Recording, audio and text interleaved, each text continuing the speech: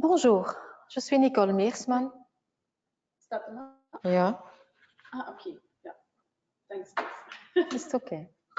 Bonjour, je suis Nicole Meersman, formatrice sur SDWorks, et j'ai le plaisir de vous présenter l'accord sectoriel de la Commission paritaire 207 pour les employés de l'industrie chimique, l'accord sectoriel qui vaut pour 2019 et 2020.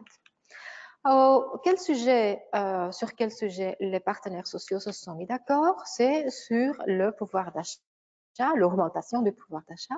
La fin de carrière, on pense au régime de chômage avec complément d'entreprise. Le work-life, l'équilibre entre la vie privée et la vie professionnelle. La formation et aussi le fonds social.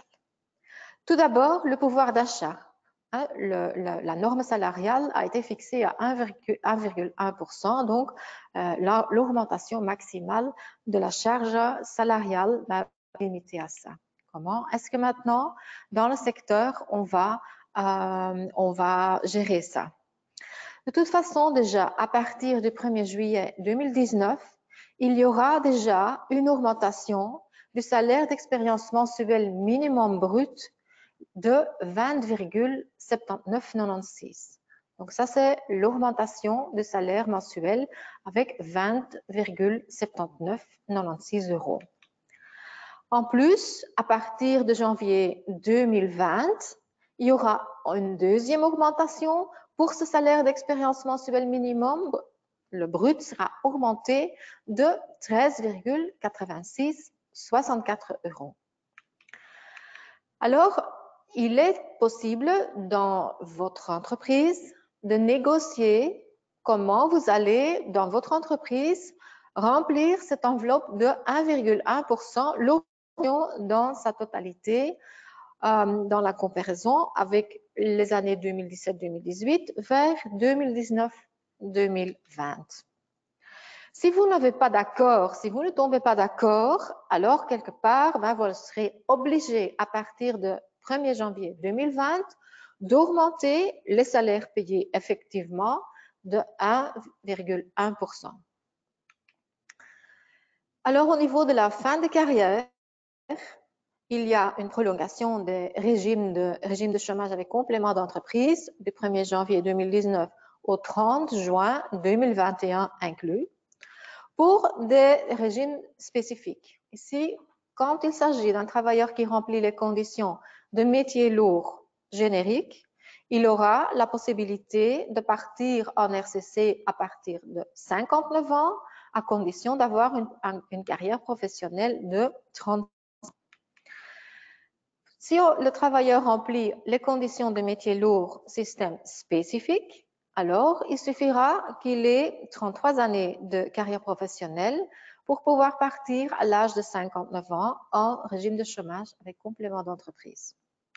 Et s'il s'agit d'un travailleur qui a une très longue carrière, qui a déjà 40 années de carrière professionnelle, il pourra également partir déjà en RCC à partir de 59 ans. Alors, au niveau work-life, l'équilibre entre la vie privée et la vie professionnelle, il y a également une prolongation des accords sectoriels et les prolongations vont de janvier 2019 à décembre 2020. Là, il s'agit de l'emploi fin de carrière. L'emploi fin de carrière, normalement, on a une allocation de l'ONEM à condition d'avoir 60 ans. Il y a quelques exceptions. Il y a des exceptions prévues pour des gens qui ont travaillé dans un métier lourd ou qui ont une longue carrière. Et aussi dans votre secteur, dans le secteur de l'industrie chimique, il sera possible de déjà prendre un emploi fin de carrière à 1/5 et à partir de 55 ans déjà avoir des allocations.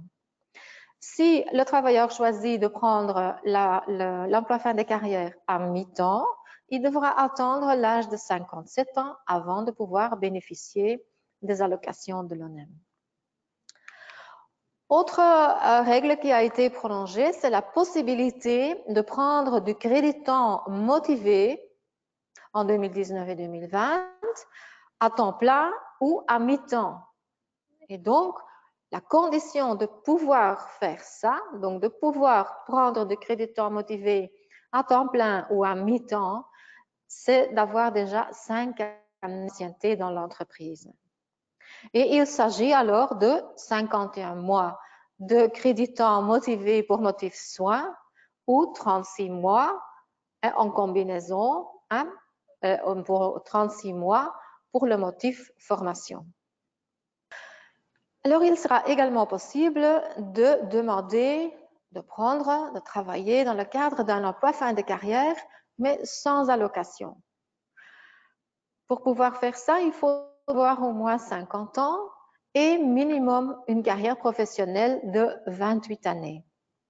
Comment est-ce que vous allez pouvoir faire ça à 4/5e en prenant un jour par semaine ou 2 demi-jours par semaine? Et une dernière possibilité, c'est l'emploi fin de carrière doux. Ça n'a rien à voir avec le crédit temps, mais c'est un emploi fin de carrière doux qui peut être convenu entre employeurs et travailleurs. Il y aura donc de toute façon un accord explicite de l'employeur, mais aussi du travailleur. Et c'est possible d'avoir un accord comme ça à partir de 55 ans. Et pourquoi? Donc, quelle serait la situation? C'est qu'on a une transition d'un emploi de nuit ou un emploi à 3 équipes vers un régime d'équipe de jour. Donc, plus travailler la nuit, plus travailler en équipe, uniquement le jour.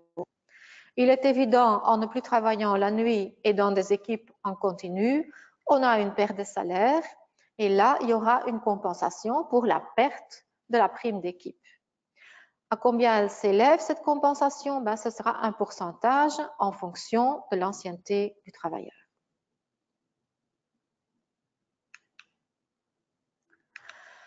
Au niveau de la formation, c'est l'objectif de concrétiser, le but c'est de concrétiser l'objectif interprofessionnel, c'est-à-dire d'atteindre une moyenne de 4 jours par an par équivalent temps plein. Donc, ce n'est pas avoir sur l'individu, mais sur la totalité des travailleurs, mais arriver à une moyenne de 4 jours par an par équivalent temps plein. Alors, des nouvelles de la part du Fonds social.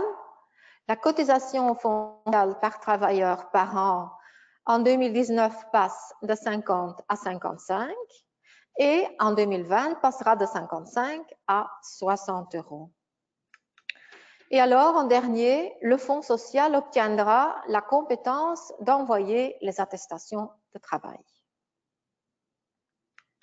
Voilà, c'était le point le plus important de l'accord sectoriel de votre secteur.